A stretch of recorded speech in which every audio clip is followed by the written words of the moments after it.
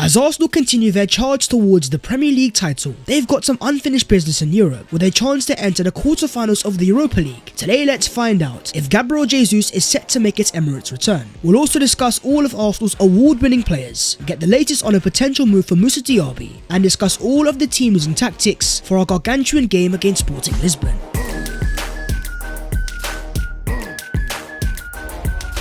Yo, what is going on guys? My name is Baz14, welcome back to your boys channel, and Arsenal have a massive game this Thursday. Sporting Lisbon come to the Emirates Stadium. Smash a like on the video if you enjoy, subscribe to the channel if you are new, and help us as we get closer and closer to 200,000 subscribers. But starting off with the breaking Arsenal news. Earlier this season, Arsenal youngster Ethan Nwaneri became the youngest player to ever play in Premier League history, aged 15 years old. It was Mikel Arteta showing faith in a player that he believes has a massive part to play in Arsenal's future, a top attacking midfielder in the making. He's got the technical ability, but also people say he's a very good learner. To even be a part of this Arsenal first team fighting for a title at 15 years of age shows his special potential, but he's yet to commit his Arsenal future. And according to Sam Dean, Arsenal are at serious risk of losing teenage prospect Ethan Nwaneri to one of the rivals of the so-called Big Six. Telegraph Sport understands that Nwaneri is subject to significant interest, with Man City and Chelsea understood to be among the clubs who have paid close attention to his developments. Even Fabrizio Romano has been speaking, confirming that Nwaneri is attracting speculation. He is not aware of Man City in the race. Chelsea always follow top talents, but Arsenal want to sign him to a new deal. I am sure they will try again and again, as they consider Nwaneri a top talent. With him still being 15 years old, Arsenal can't sign him to a pro contract until he's 17. All they can do is give him a scholarship, which would put him on the same wages as all other scholars, and that's completely normal for someone of his age. After that, it becomes all about incentives and pathway to the first team, and Arsenal have shown Nwaneri he has that. To make him the youngest player in Premier League history, to have him train with the first team and alongside Granit Xhaka, who's been coaching the player and mentoring him. Arsenal are one of the best teams in Europe in giving young players opportunity. Take for example Bukayo Saka,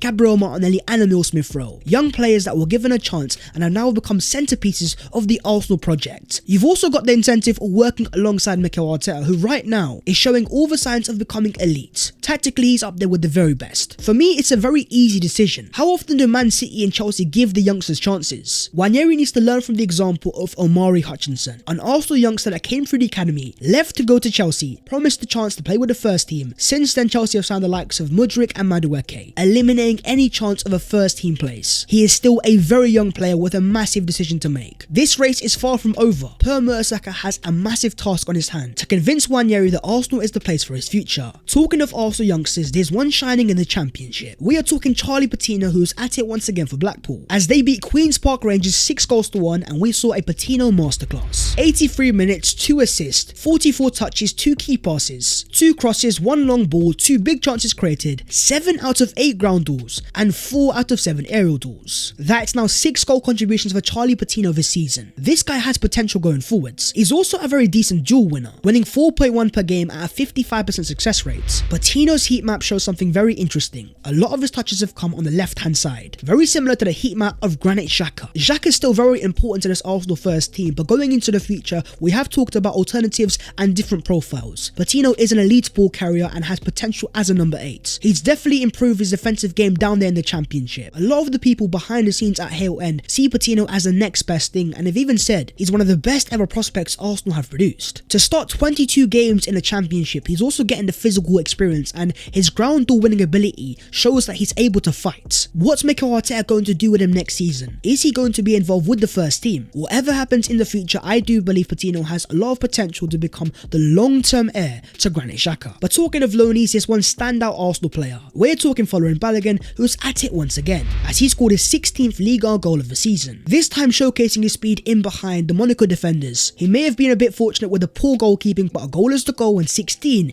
is very impressive. That's 3 more goals than Lionel Messi. This guy is a natural goal scorer and different to what Arsenal have. The likes of Jesus and Trossard are fantastic false nines, but Balogun's 16 league goals is higher than any of those two have ever managed, and Balogun says my mentality is just to prove I'm capable. It's a special season that's happening right now, but it's not a surprise because I also have a lot of belief in myself, and also I have a lot of confidence. The only thing I will say though is Arsenal have shown this year with that false 9 profile, it maximizes Gabriel Martinelli and Bukayo Saka, but when we have played that more natural number 9 like Eddie Nketiah, the attack wasn't as fluid. It does pose the question of how will Balogun's profile fit into this Arsenal team next season. Talking of strikers, let's talk Eddie Nketiah. Currently out with an injury, he's recently posted on his Instagram story saying step by step. But according to Charles Watts, there is a fear that Eddie Nketiah may not be available again until after the international break. The reports have claimed that Nketiah has an injury with his ankle, but as we have seen with the return of Leandro Trossard and Gabriel Jesus, Arsenal players can return out of nowhere. The need for Nketiah's availability isn't urgent. That being said, I still believe it's very important that Arsenal fans remember that during the absence of Gabriel Jesus, Nketiah had some very clutch moments. His goals against Man United were vital. It wasn't always perfect, but he provided some very important moments. And as we approach the clutch part of the season and the games that we have in the Europa League, the return of Nketiah, to have him available off the bench as a potential game changer and as a goal scoring option, it's going to be very vital.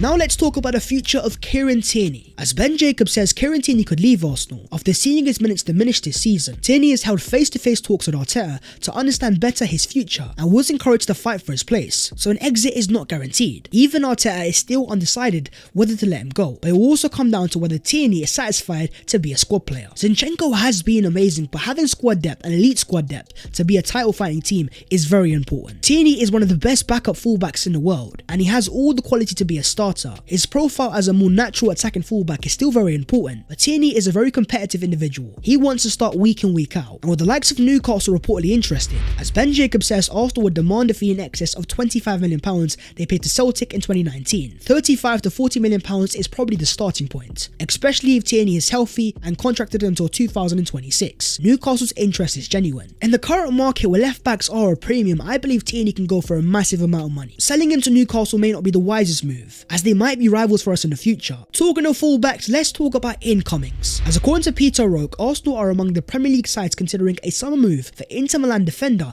Denzel Dumfries. It is believed that Mikel Arteta is eyeing up an out-and-out right-back with Champions League participation on the cards next season. Denzel Dumfries is a Dutch international and he was decent at the World Cup with 3 goal contributions and 5 starts. This guy is not an inverted fullback, he's different to Ben White and Tomiyasu. He is a wing-back and going forwards he's fantastic. Last year in the Serie A he had 5 goals and 4 assists. Arsenal are now getting a different level of respect, and going forwards, often we are now attacking more than we are defending. Dumfries is a profile that is comfortable in the area and is also able to play as a right midfielder, and he's out of contract in 2025, and the report claims that Inter Milan are struggling financially and could be forced to accept a lower fee for the Arsenal target Denzel Dumfries than they expected. Sources have been told that a bid between £40 to £50 million could be enough to prize him away this summer. That's not really a lower fee, and I also don't believe he's worth anywhere near that sort of money. He is also wanted by the likes of Manchester United, and in terms of Arsenal they also have other right back targets, and that's where you have the likes of Even Freshneda, a cheaper alternative that's a lot younger and has a lot more long-term potential. Now let's talk about an attacking midfielder playing in Brazil. Palmeiras' Rafael Veiga. According to Thiago Fernandes, Arsenal, Chelsea, Fulham and Wolves have contacted the reps of the player to understand the terms of a possible move. At the peak of his powers at 27 years of age, Veiga has become one of the standout players in Brazil. This guy is a goal threat, and in 2022 he scored 21 goals in 48 appearances. A 2-time winner of the Copa Libertadores, the South American equivalent of the Champions League. He's actually never played for Brazil. Now in terms of his profile, I do believe he is somewhat similar to Martin Odegaard, especially in where he plays on the pitch. And Arsenal already have a similar profile to Martin Odegaard, and that of course being Fabio Vieira, another left-footed playmaker. Do we need any more playmakers? But talking of midfielders, let's talk about Brighton's Moses Caicedo. After Arsenal's win against Fulham, Caicedo seemed to enjoy the win by liking the Arsenal post. This was a player that handed in a January transfer request trying to force a move to the Emirates Stadium, so I'm not too surprised. But he's also recently signed a brand new Brighton contract, getting a massive wage increase. As Fabrizio Romano says, some Arsenal fans are getting excited about Moses Caicedo liking a post about the win over Fulham, but I don't like to read too much into things like this. Transfers are not done on social media, but for sure, Caicedo still hopes for a top move in the summer, despite extending his Brighton contract. The issue that he has here though is after signing that contract, he's made a transfer even more difficult. Let's not forget that Brighton rejected a £70 million offer in January. What's the value going to be worth now? And Arsenal will also have other options. With more time to sign players in the summer, is Caicedo worth the hassle? But talking of signings out of Brighton, Arsenal have made one who's been very successful, and that is Leandro Trossard. 3 assists against Fulham. As Paul Merson says, Trossard could play for Man City. Diaby. It's an unbelievable signing for £27 million.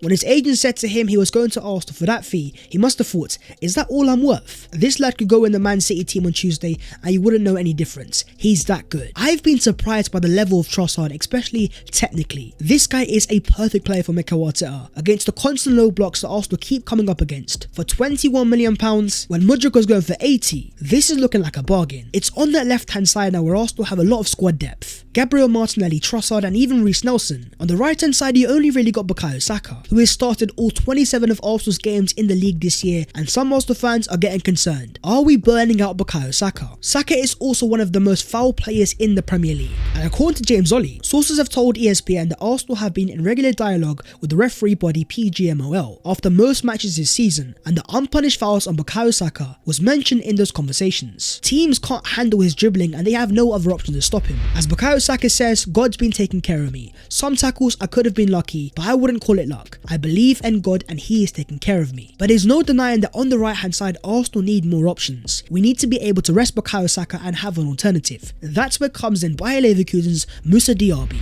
According to Christian Falk, Arsenal still have an interest in signing Moussa Diaby. The Leverkusen star's agent has been in contact with the club. However, it's worth noting the Gunners are also interested in Dortmund's Julian Brandt, and the club is yet to make a final decision on that front. Moussa Diaby, at 23 years of age, has had another standout year in the Bundesliga. 11 goals and 6 assists. The year before was even more impressive. We're talking 17 goals and 14 assists. The numbers are elite and there's a reason why Arsenal like him. As Fabrizio Romano says, Arsenal have appreciated Moussa Diaby for a long time. It's been almost 2 years of following him, but the same has happened with other clubs including PSG and Newcastle. Bayer Leverkusen wanted to keep him last summer and in January, but for this summer it will depend on the value of proposals. A price tag of around £65 million is what we're talking here. Diaby's only going to have 2 years left on his contract in the summer. This might be Leverkusen's best chance to cash in. And in terms of profiles, left-footed, a right winger, he might not be as strong as Bukayo, but you could definitely argue that he's more explosive in terms of pace. And he has a lot of similarities to Arsenal's top summer targets in Rafinha, a player that Mikel Arteta wanted really badly. Diaby is only 23, has a bagload of potential. With Arsenal set to return to the Champions League, there's a very good chance that Diaby is going to be one of Arsenal's top targets in the summer. Moving on to Arsenal's award winners. As in this year's London Football Awards, Arsenal have cleaned up. Starting off with Bukayo Saka, who's been named the Young Player of the Year. 19 goals and assists at 21 years of age. There is no surprises, there's no debates there, and you can even argue he deserves the overall Men's Player of the Year. But that instead has gone to the Arsenal captain, Martin Odegaard. With 10 goals and 6 assists, Odegaard has been named the best player in London. And here's the crazy stats. After scoring his 10th league goal against Fulham, he's become the first Arsenal midfielder since Aaron Ramsey in 13-14 to register 10 league goals. The other midfielders that have done so in the Emirates era are Santi Cazorla and Cesc Fabregas. Odegaard is in elite company, and after years of Arsenal fans crying for goals from midfield, Arsenal have finally got their answer. The captain has stepped up. If Arsenal were to win the title, he would have a very good chance of winning the overall Premier League Player of the Year. But you also have Goalkeeper of the Year, and that's gone to Aaron Ramsdale. And as he says, this is a place now where I can see myself for 10, 12 and 15 years. Hopefully I'll never have to leave and become a real hero and legend at this football club. Aaron Ramsdale has been a bit of a surprise signing. When Arsenal signed him in 2021, there were so many skeptical fans. People wanted Andre Onana and they thought Ramsdale would be a flop instantly. And so many people were so surprised that Arsenal were paying over £20 million for a goalkeeper that had just been relegated. But Mikel Arteta saw something out of nowhere, a goalkeeper that could play off the back, and since then, Ramsdale's been a game changer. And the winning continues, as you've also had Mikel Arteta be named the Manager of the Year, the best manager in London, and it's not debatable. Arsenal have dominated the London derbies, and his win against Fulham at the weekend was his 100th win as Arsenal manager. In total, it's taken Arteta 168 matches to get there, and has a win percentage of 59.5%, the highest of any permanent Arsenal manager in history. To put it into context, Arteta has reached 100 wins faster than both Arsene Wenger and Sir Alex Ferguson. This guy is not a normal manager. To have Arsenal fighting for a title in his third full season, it's a crazy thought, especially when you consider it took Sir Alex Ferguson 7 years to win his first title. Moving on to the other Arsenal news today. Now let's talk about Arsenal and injuries, as one of the narratives that have been said is that Arsenal have been lucky with injuries. Well, as you can see here with this graphic, in terms of combined Premier League games missed this season through injury, Arsenal were actually 7th in the Premier League. And then you have Man City, City, who've only had players miss 49 games. Dispelling the narrative that Arsenal have been lucky via injuries, this Arsenal team has worked as a collective. To be top of the Premier League and 5 points clear, without their main number 9 for over 3 months. Put the narratives to one side, this Arsenal team is serious. But next up for Arsenal, it's Sporting Lisbon in the Europa League, with a tie set at 2-2, a second leg and a chance to enter the quarterfinals. There are no more away goals, so if Arsenal want to go through, they need to win. And they are up against a decent Sporting team that are 7 games unbeaten. But they are going to be without 2 key players, as both Sebastian Coates and Hidemasa Morita are out via suspension. Whereas in terms of Arsenal, here you can see both Leandro Trossard and Gabriel Jesus in full training. The forwards are fit and available, so who's Mikel Arteta going to start? Well, I've gone for Matt Turner in goal with a back 4 of Tomiyasu, Saliba, Gabriel and Kieran Tierney, a midfield 3 of Jorginho, Xhaka and Vieira, and a front 3 of Reece Nelson, Gabriel Jesus and Bukayo Saka. He came off the bench against Fulham, and I believe in this game, Gabriel Jesus will make his Emirates return, because Trossard has only just returned from an injury. To start him in 2 games back to back will be a tough ask, and in behind the Arsenal defence needs to be on point, hence why Gabriel and Saliba need to start. Next year hopefully we should be back in the Champions League, but at the Emirates Stadium with a strong enough team, let's go and get to the quarterfinals. But that is the video there and there, so hopefully you guys have enjoyed. If you have, don't forget to smash a like and also subscribe to the channel if you are new. If you want to follow your boy on all of his social medias, then the links are down below in the description. But that was all of today's latest Arsenal news, and as we approach a massive game at the Emirates Stadium, quarterfinals on the line, can Arsenal continue the European tour? We're gonna find out soon, and I will see you next time. Take care, in a bit.